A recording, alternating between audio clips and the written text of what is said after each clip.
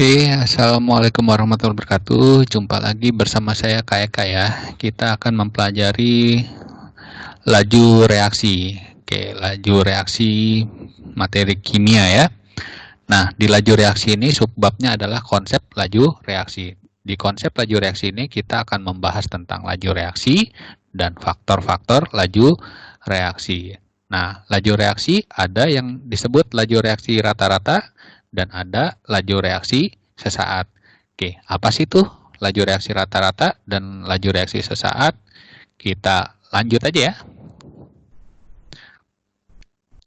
Oke, laju reaksi rata-rata. Nah, laju reaksi rata-rata adalah berkurangnya konsentrasi reaksi tiap satuan waktu atau bertambahnya konsentrasi produk reaksi per tiap satuan waktu. Oke, misalkan kita ambil contoh gini ya. Nah, kan ini kan laju reaksi, pasti kita akan membahas reaksi kimia. Nah, ini persamaan reaksi. Ketika A direaksikan dengan B akan menghasilkan C, sedangkan X, Y, Z ini adalah koefisiennya ya. Nah, dan A, B ini apa? Nah, yang A sama B ini berkurangnya konsentrasi, sedangkan yang C ini bertambahnya konsentrasi. Nah, sehingga definisi dari laju reaksi dinyatakan laju reaksi adalah berkurangnya A persatuan waktu atau B persatuan waktu berkurangnya ya. Yang kuning ini dia berkurang, sedangkan yang C ini adalah bertambahnya konsentrasi persatuan waktu. Nah, jadi hubungan laju reaksi antara A, B, dan C dalam persamaan reaksi di atas adalah, nah jadi laju reaksi di A berbanding laju reaksi di B berbanding laju reaksi di C itu adalah perbandingan koefisien ya, perbandingan koefisien. Nah, grafik perubahan konsentrasi pada waktu pada laju reaksi rata-rata. Oke, kenapa dia berkurang ya? Nah, ternyata kan kalau yang namanya reaksi dia reaksinya berkurang ya. Ini reaksinya berkurang, sedangkan produk dia menghasilkan, sehingga ini dia menjadi positif. Kalau dia turun kan grafiknya turun, dia negatif ya. Maka kesimpulannya kalau dia di sebelah kiri berkurangnya konsentrasi, kalau di sebelah kanan dia bertambahnya konsentrasi atau positif. Oke. Kita langsung contoh soal aja ya. Nah, dalam ruangan 4 liter direaksikan 0,6 NO dan 0,5 mol oksigen menjadi NO2. Setelah 5 detik dalam ruangan tersebut terdapat 0,4 NO2, tentukan laju rata-rata pembentukan gas NO2. Oke. Kita masuk ke pembahasannya ya. Nah, jika reaksi di atas ya, reaksi atas kita turunkan dalam bentuk persamaan reaksi. Nah, seperti ini ya. Di sini NO ditambah O2 menghasilkan NO2. Koefisiennya sini-sini 2, di sini 1, di sini 2. Oke, mula-mula bereaksi dan setelah bereaksi ya. Yang namanya reaksi kan ada mula-mula, ada bereaksi, ada setelah bereaksi. Oke, kita bahas aja di sini. Nah, NO-nya berapa? 0,6. Kita masukin ya, 0,6. Nah, terus di sini O2-nya berapa? 0,5. Oke, 0,5 di sini. Nah, setelah 5 detik dalam ruangan tersebut terdapat 0,4. Nah, 0,4 ini artinya apa? Setelah reaksi ya, setelah reaksi ya kita garis. Nah, setelah reaksi di sini 0,4. Oke, 0,4 ya. Nah, dari sini kan kita bisa tahu ya yang saat bereaksinya berapa. Di sini kan NO kan di awalnya tidak ada ya, strip. Nah, tidak ada tambah berapa supaya 0,4. Berarti di sini 0,4. Oke, di sini perbandingannya berapa sih? 2, 1, 2. Kalau di sini 0,4, di sininya berapa? Di NO-nya? Oh, di oksigennya berapa? 0,2 ya. Ya, karena perbandingannya 1 banding 2. Sedangkan NO-nya 2 banding 2, berarti di sini juga 0,4.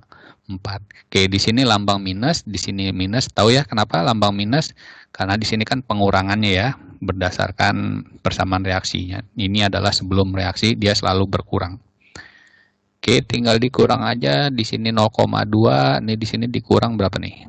0,3. 0,5 dikurang 0,2, 0,3. Sedangkan 0,6 dikurang 0,4, 0,2. Oke, jadi saat setelah bereaksi 0,2, 0,3, 0,4. Oke. Selama 5 detik, NO2 yang terbentuk berapa? Nah, berarti rumusnya apa? Laju reaksi sama konsentrasinya dulu ya, kita cari konsentrasi dari NO-nya berapa? 0,4 ya, dalam 4 liter. Berarti 0,4 dibagi 4 liter, 0,1 molar. Ya, kemarin kan kita sudah bahas tentang molaritas. Mol per liter. Oke, jadi untuk laju dari NO, itu rumusnya konsentrasi dari NO2 dibagi satuan waktu. Oke, konsentrasi NO2-nya berapa? 0,1 ya, ini dari sini 0,1 dibagi 5 detik, kan setelah 5 detik, ya selama 5 detik. Nah, jadi selama 5 detik, laju reaksinya itu adalah 0,02 mol per liter detik, atau 0,02 molaritas per detik. Oke. Ya, jadi jawabannya ini ya, jadi laju reaksi rata-rata pembentukan gas NO2 adalah 0,02 molaritas per detik. Oke. Coba nih, kalau misalkan berapa sih kecepatan dari NO-nya, berapa sih kecepatan dari O2-nya, kita bisa cari juga ya. Nah, ini dengan menggunakan hubungan laju reaksi A, B, dan C ya. Nah, di sini ada laju NO berbanding laju O2 berbanding NO2. Oke, perbandingan ini kan perbandingan koefisien ya. Nah, ini koefisiennya berapa nih? 2, 1, 2. Oke, 2, 1, 2. NO2-nya berapa? 0,02. Berarti kalau ditanya oksigennya, ya perbandingannya tahu ya, berapa ya. Jadi perbandingannya 1 banding 2. Kalau di sini 0,2, di sini 0,1. Berarti di sini berapa? Iya, benar. Berarti 0,2. Ya, sesuai dengan perbandingan 2, 1, 2. 2, 1, 2. Ini dari mana? Dari perbandingan koefisien 2, 1, 2. Kalau koefisiennya beda, ya perbandingannya pasti beda juga. Oke, di sini lambangnya negatif, negatif tahu ya kenapa dia lambangnya negatif? Karena reaksinya berkurang. Karena reaktan itu dia selalu berkurang. Sedangkan produk itu menghasilkan, maka dia bertambah atau positif. Oke, itu yang disebut laju reaksi rata-rata. Kita lanjut lagi laju reaksi sesaat. Oke, laju reaksi sesaat itu menyatakan laju reaksi pada saat itu. Oke, hukum aksi massa. Nah, laju reaksi dalam sistem homogen dan pada suhu tertentu berbanding lurus dengan hasil kali konsentrasi reaksi yang dipangkatkan dengan koefisien ya. Hasil kali konsentrasi reaksi yang dipangkatkan dengan koefisien. Oke, sehingga reaksi tersebut, nah, misalkan kita ambil contoh yang tadi ya. Di sini A direaksikan dengan B menghasilkan C. Oke. Maka dapatlah persamaan laju reaksinya pada saat itu secara teoritis ya. Nah, berarti reaksinya mana? A dan B. A dan B aja yang diambil. Nah, yang C-nya nggak usah ya, karena di sini hasil kali konsentrasi reaksi. Oke, kita masukkan ke dalam rumus. Nah, di mana X ini adalah koefisien ya, koefisien dari X ini, maka dia berubah jadi pangkat. Jadi A pangkat X. A pangkat X. Berarti B pangkat Y ya. Di mana Y ini adalah yang dipangkatkan dengan koefisiennya. Jadi X sama Y ini adalah koefisiennya berdasarkan hukum aksi massa. Oke, ini adalah rumusannya ya. Dan ini juga tergantung seberapa banyak dari konsentrasi reaksi. Semakin banyak konsentrasi reaksi, maka juga dia semakin banyak. Ingat ya, pada sistem homogen. Sistem homogen itu artinya apa? Artinya kalau misalkan di sini gas, di sini juga gas. Nah, ini kan homogen ya, sama-sama gas. Kalau dia tidak homogen, ya berarti dia tidak berlaku sistem homogen. Oke, keterangannya ya, V itu adalah laju reaksi, satuannya molaritas per detik. K itu adalah tetapan laju reaksi, sedangkan A adalah konsentrasi zat A-nya ya, konsentrasi zat A-nya, sedangkan B adalah konsentrasi zat B-nya. Oke, kita contoh soal aja deh. Nah, di dalam ruang 4 liter pada suhu tertentu, direaksikan 0,8 mol gas SO2 dan 0,5 mol gas O2. Membentuk gas SO3 menurut reaksinya. Nah, ini persamaan reaksinya. 2SO2 ditambah O2 menghasilkan 2SO3. Tentukan laju reaksi bila diketahui tetapan laju reaksi tersebut adalah 12,8. Oke. Kita masuk ke pembahasannya ya. Oke, di sini berapa? 0,8. Oke, berarti konsentrasi dari SO2-nya adalah 0,8 dibagi 4 liter. Ya, kita cari dulu molaritasnya ya. Nah, kita cari molaritasnya. Jadi molaritas dari SO2 sama dengan 0,2 molaritas. Oke, molaritas dari O2-nya 0,5 ya. 0,5 pasti dibagi 4 juga ya, kan karena dalam 4 liter, dalam ruangan 4 liter. Oke, berarti 0,5 dibagi 4, 0,125 molar. Oke, ini sudah dapat. Nah, sekarang kita masukkan aja ya. Jadi V sama dengan K kali konsentrasi SO2 pangkat 2 konsentrasi O2 pangkat 1. Lah, ini dari mana nih pangkat 2? Ya, koefisien ya. Koefisien dari SO2 itu berapa? 2. Koefisien dari O2 itu berapa? 1. Ya, jadi dia pangkat 1. Oke, jadi ini rumusannya. Jadi ini rumusan ini dia tergantung terhadap reaksinya ya. Tergantung terhadap reaksinya. Nah, jadi V itu sama dengan K-nya berapa? 12,8. Kita masukin 12,8. Konsentrasi SO2-nya 0,2 pangkat 2 ya. Nah, sedangkan oksigennya 0,125. Nah, semua dikali ya, ingat ya, ini di pangkatnya. Jadi 0,04 dikali semuanya, maka V-nya itu sama dengan 0,064 molaritas per detik. Jadi kecepatan pada saat itu adalah 0,064 molaritas per detik. Oke, ini yang disebut laju reaksi pada saat itu ya. Oke, syarat-syarat mempengaruhi laju reaksi. Oke, kan kita sebelum kita ngomongin tentang faktor laju reaksi, nah kita harus tahu syarat-syarat mempengaruhi laju reaksi itu apa. Nah, adanya proses tumbukan. Oke, ini kita belajar ilmu tumbukan ya. Nah, proses tumbukan itu seperti apa? Nah, sekarang kita bahas ya. Nah, syarat yang mempengaruhi reaksi adalah proses tumbukan. Tumbukan itu dibagi menjadi 2. Nah, ada tumbukan efektif, ada tumbukan tidak efektif. Nah, tumbukan efektif itu energi aktivasinya cukup, sedangkan tidak efektif ya berarti energi aktivasinya tidak cukup. Nah, tumbukan efektif inilah yang akan menghasilkan reaksi kimianya itu dapat terjadi. Ya, tumbukan itu harus orientasinya juga dia pas ya. Yang namanya tabrakan, tumbukan harus orientasinya harus pas.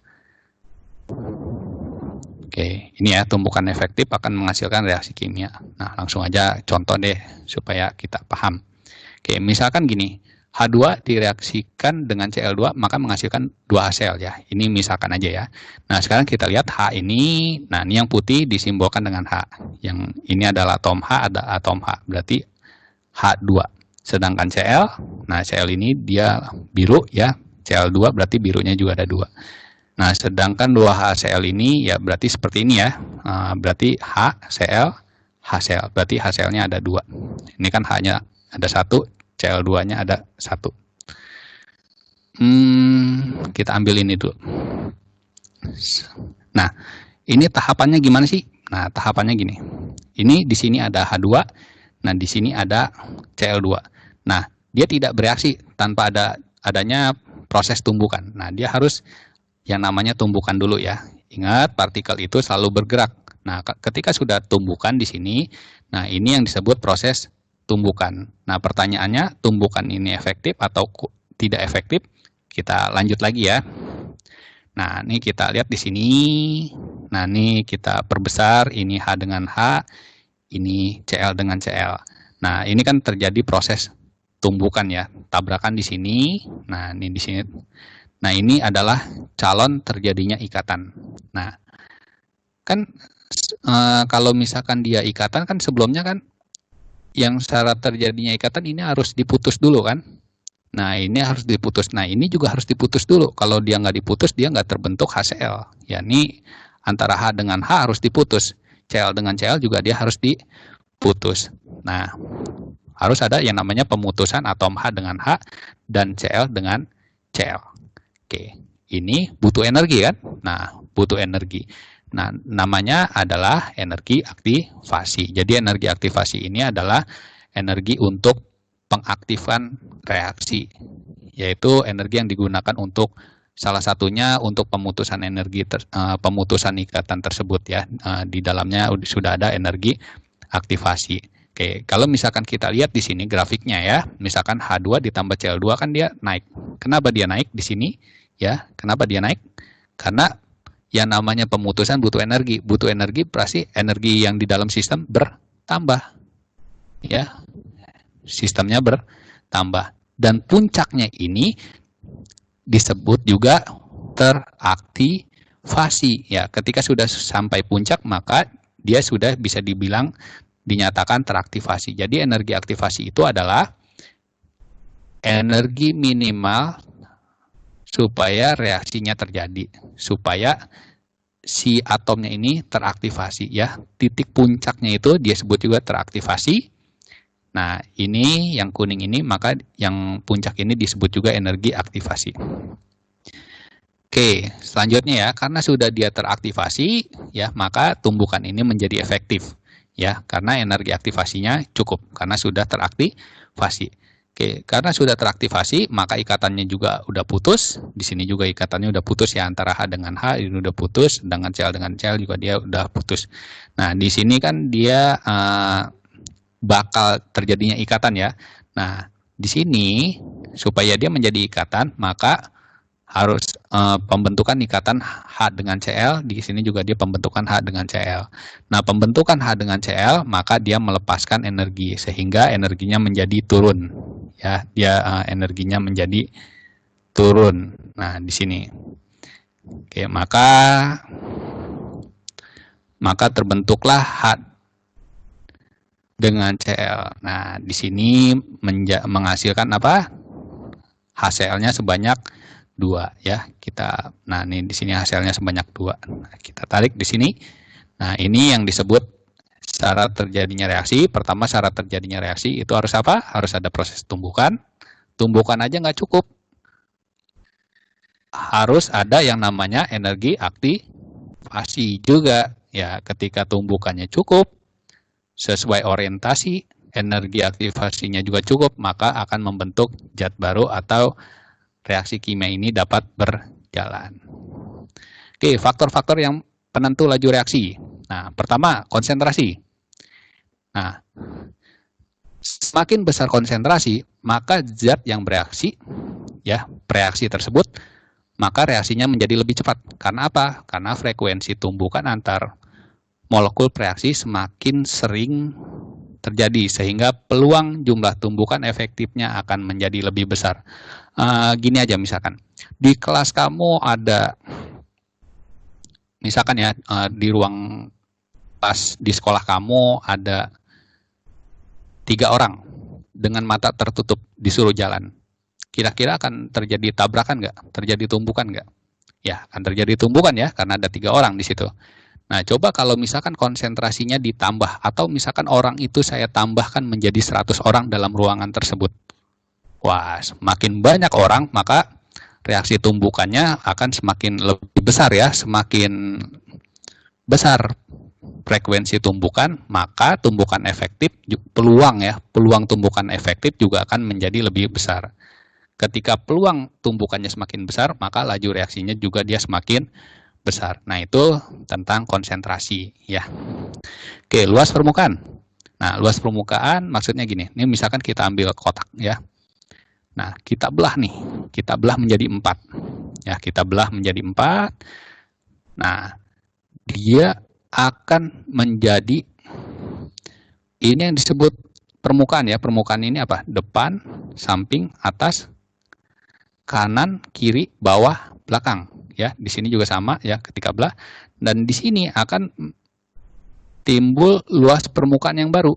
Ya, di sini luas permukaan yang baru, di sini akan timbul luas permukaan yang baru, timbul luas permukaan yang baru, ya, di sini luas permukaan yang baru, sehingga menjadi luas permukaan ini menjadi lebih banyak. Nah, luas bidang sentuh inilah yang menyebabkan frekuensi tumbukan juga dia semakin besar ya. Semakin banyak luas penampang, maka semakin banyak luas bidang sentuh, maka proses tumbukan antara larutan dengan bidang sentuh ini juga dia semakin besar. Semakin besar luas permukaan, maka semakin besar juga luas bidang sentuh, maka semakin besar juga reaksi proses tumbukannya. Semakin besar proses tumbukannya, maka laju reaksinya juga dia semakin besar. Nah, ini yang disebut luas permukaan ya. Oke, tekanan dan volume. Nah, peningkatan tekanan akan memperkecil volume. Akibatnya ada tekanan jumlah tumbukannya semakin bertambah. Volume menjadi lebih kecil mengakibatkan jarak setiap molekul menjadi lebih berdekatan sehingga peluang tumbukannya menjadi lebih besar. Dengan demikian reaksi berlangsung semakin cepat. Logikanya gini, misalkan. Kalau di kelas kamu itu ada 10 orang, ya, 10 orang dengan mata tertutup disuruh gerak, ya. Apa yang terjadi? Akan bertumbukan. Coba kalau kelas itu kamu persempit, sehingga seperti kayak kos-kosan ya, yang cuman kecil ya, atau misalkan dimasukkan dalam ruangan terkecil, ya, semakin sempit ruangan, ya, semakin sempit ruangan, maka semakin kecil juga volumenya, maka proses tumbukannya juga dia semakin besar, ya, proses tumbukannya juga dia semakin besar. Oke, jadi faktor-faktor laju reaksi itu ada konsentrasi, ada luas permukaan, ada tekanan. Oke, yang selanjutnya ada yang namanya suhu. Nah, laju reaksi kimia berlangsung lebih cepat dengan suhu yang lebih tinggi karena kenaikan suhu akan menyebabkan energi kinetik dari partikel bereaksi bertambah, ya, dari partikel bereaksi bertambah energi kinetik dari partikel bereaksi itu bertambah sehingga peluang terjadinya tumbukan menjadi lebih sering. Nah, sekarang gini, di dalam kelas ada 5 orang, yang di samping ada 5 orang juga dengan ruangan yang sama. Nah, yang satu dipanasin misalkan. Nah, ketika dipanasin, maka partikelnya dia bergerak dengan cepat. Ya, partikelnya bergerak dengan cepat. Ketika dia partikelnya bergerak dengan cepat, ya berarti peluang tumbukannya juga dia semakin besar. Coba bayangin aja kalau misalkan di ruangan kamu itu ada 10 orang, jalannya pelan. Nah, di samping ada 10 orang lari-larian. Kira-kira yang jalannya pelan sama lari-larian, mana proses tumbukannya yang lebih sering? Nah, yang lari-larian ya. Nah, semakin besar proses tumbukan, maka laju reaksi juga dia semakin cepat. Dan yang terakhir ada yang namanya katalis. Nah, jadi katalis ini dapat mempercepat laju reaksi dengan cara mencari jalan mekanisme reaksi yang lain sehingga energi aktivasi menjadi lebih rendah. Ketika reaksi berakhir, katalisator yang terbentuk kembali. Nah, jadi kalau katalis itu hanya membantu ya, hanya membantu proses menjadi lebih cepat dengan cara menurunkan energi aktivasi. Semakin kecil energi aktivasi, maka laju reaksinya juga dia semakin cepat. Nah, misalkan gini. Coba kamu misalkan bawa bola nih, misalkan dari sini ya. Dari ke sini, kamu pengen ke sini. Nah, kalau misalkan tanpa katalis, maka kamu butuh energi yang sangat tinggi nih. Ya, untuk mengangkat bola dia ke atas butuh energi yang sangat tinggi. Ya, jadi pasti lama. Coba kalau kamu pulang kampung misalkan, lewat gunung yang lebih tinggi, atau misalkan kamu naik sepeda nih, misalkan naik sepeda tanjakan yang lebih tinggi, pasti kamu akan lambat ya, laju kamu akan terlambat. Nah, coba bandingkan dengan yang kenaikannya rendah. Ya, artinya untuk ke atas ini kamu butuh energi yang kecil. Kamu lebih cepat mana? Butuh energi yang besar nyampe sini sama butuh energi kecil ya. Artinya gini loh.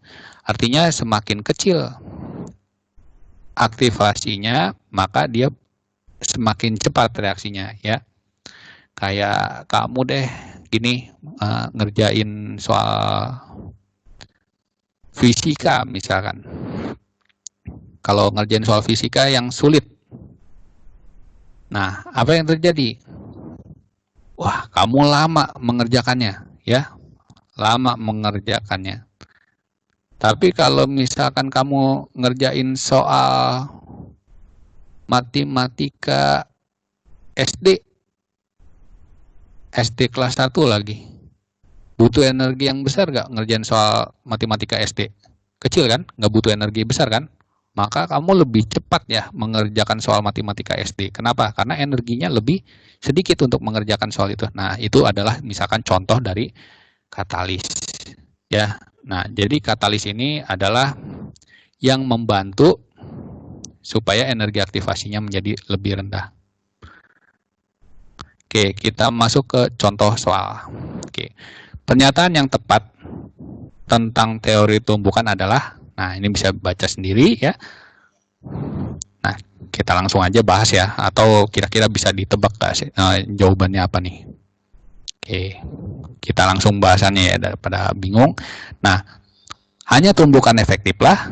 Nah, tumbukan efektif apa? Yang spesiesnya memiliki energi untuk melampaui energi aktivasi, serta orientasinya tepat.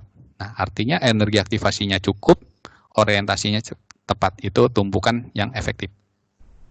Nah, maka menyebabkan reaksi kimia itu terjadi. Ketika tumbukannya tidak efektif, energi aktivasinya tidak cukup, tidak ada menyebabkan reaksi kimia. Oke, kita cek nomor 1. Tumbukan antar partikel bereaksi selalu menghasilkan produk reaksi. Nah, kan tumbukan itu ada dua, ada efektif, ada tidak efektif. Ya, nggak selamanya tumbukan itu menghasilkan produk. Ya, kalau tumbukannya tidak efektif, tidak menghasilkan. Oke, sekarang kita B. Tumbukan efektif selalu menghasilkan produk reaksi. Ya, betul ya, tumbukan efektif selalu menghasilkan produk reaksi. Tumbukan efektif ini bisa dilihat di sini. Nah, tumbukan efektif hanya terjadi jika partikel memiliki energi kinetik yang cukup. Nah, tumbukan hanya memiliki energi. Ini walaupun dia punya energi kinetik yang cukup, tapi dia aktivasinya kurang, ya tidak terjadi ya. Intinya adalah energi aktivasinya. Yang D nih. Partikel yang bertumbukan dengan orientasi yang tepat akan menghasilkan tumbukan yang efektif. Nah, ternyata tumbukan dengan orientasi yang tepat itu juga dia belum cukup. Harus ada apa? Energi aktivasinya ya. Tumbukan itu nggak harus, yang namanya tumbukan kan ada efektif, ada tidak efektif. Ya, kalau misalkan dia energinya tidak cukup, aktivasinya tidak cukup, maka dia tidak efektif. Oke, yang E, partikel yang bertumbukan dengan energi kinetik yang cukup dan orientasi yang tepat tidak selalu menghasilkan tumbukan efektif. Oke, tidak selalu ya. Energi kinetiknya cukup, orientasinya tidak selalu menghasilkan tumbukan yang efektif. Oke, jadi jawabannya yang B. Oke, kita soal di sini. Reaksi di bawah ini yang paling cepat berlangsung. Nah, ini bla bla bla bla ya. Nah, sekarang kita masuk ke pembahasannya. Nah, reaksi yang berlangsung paling cepat tadi faktor laju reaksi, luas permukaan ya. Artinya semakin kecil, semakin cepat. Nah, artinya serbuk besi ini yang paling cepat. Ya, di antara ini serbuk besi. Kemudian konsentrasi larutannya dia paling tinggi. Ya, kan karena di sini kita bicaranya apa nih? Luas permukaan sama konsentrasi ya. Nggak ada faktor suhu, nggak ada faktor lain-lainnya ya. Jadi di sini ada faktor luas permukaan dan konsentrasinya aja. Jadi yang serbuk dan konsentrasinya yang paling besar. Jadi jawabannya yang A. Oke, yang A. Jadi yang 2 ini jawabannya A. Oke, kita masuk ke contoh soal selanjutnya. Nah, diagram di bawah ini, nah seperti ini ya. Ini ada bentuk diagram, dan ini pertanyaannya. Nah, mana yang benar ya dari diagram di atas ini? Langsung aja kita bahas ya. Kira-kira jawabannya apa nih? Ayo. Oke, daripada bingung, langsung aja kita bahas. Oke, H preaksi lebih besar daripada H produk.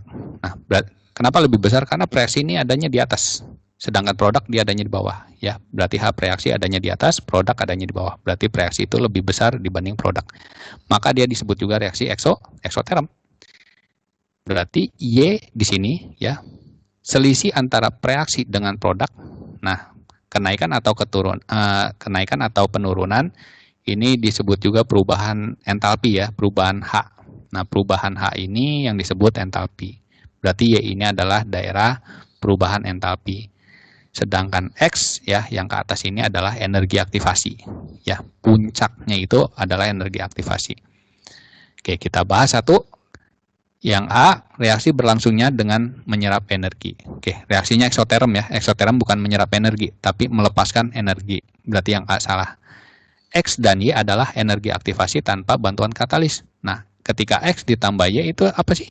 Nah, misalkan dari atas dari bawah, ketika X ditambah Y, ini adalah pelepasan energi. Ya, pelepasan energi. Ini bukan energi aktivasi, tapi pelepasan energi. Berarti yang B salah, bukan energi aktivasi. Oke, yang X itu adalah perubahan entalpi. X itu adalah energi aktivasi ya, bukan. Nah, reaksi tersebut merupakan reaksi endoterm. Reaksinya apa? Nah, eksoterm, ini bukan endoterm. Sedangkan X adalah energi aktivasi. Betul ya, X adalah energi aktivasi. Jadi jawabannya yang E. Oke, kita lanjut aja. Perhatikan gambar pada pelarutan 10 gram batu kapur dalam larutan asam klorida. Oke, yang kuning ini adalah batu kapur, sedangkan yang biru ini adalah asam klorida ya. Misalkan di sini ada keterangannya. Ini yang nomor 1, ini 2, 3, 4, 5. Oke, pada percobaan 1, 2, laju reaksi dipengaruhi oleh faktor. Nah, pada percobaan 1, 3, laju reaksi dipengaruhi oleh faktor apa aja?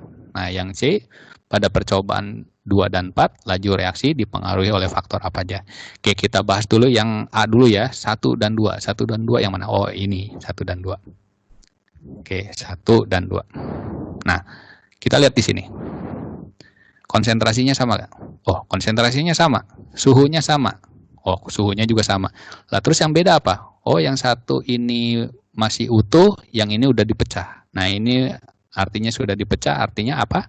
Artinya luas permukaannya yang beda. Jadi, percobaan 1 dan 2 itu dipengaruhi oleh luas permukaannya. Karena apa? Karena konsentrasinya sama, suhunya juga dia sama. Oke, sekarang yang kedua atau yang B. Nah, percobaan 1 dan 3, laju reaksi dipengaruhi oleh faktor 1 dan 3. Oke, kita lihat di sini. Oke, di sini serbuk, di sini serbuk. Oke, luas permukaannya sama. Hasilnya 0,2, hasilnya 2 molar. Di sini hasilnya juga 2 molar. Sama. Suhunya di sini 25, di sini 35. Oh, berarti faktor suhunya ya. Nah, jadi percobaan 1, 3 dipengaruhi oleh faktor suhu. Oke, yang terakhir ada percobaan 2 dan 4. 2 dan 4, yang ini sama yang ini. Oke, kita lihat di sini luas permukaannya sama ya, sama-sama masih bongkahan. Konsentrasinya, konsentrasinya beda ya, di sini 2, di sini 1. Berarti konsentrasinya beda, suhunya apa? Suhunya sama. Jadi yang beda apa? Konsentrasinya. Jadi percobaan 2 dan 4 dipengaruhi oleh faktor ya konsentrasinya yang beda. Oke, terima kasih. Assalamualaikum warahmatullahi wabarakatuh.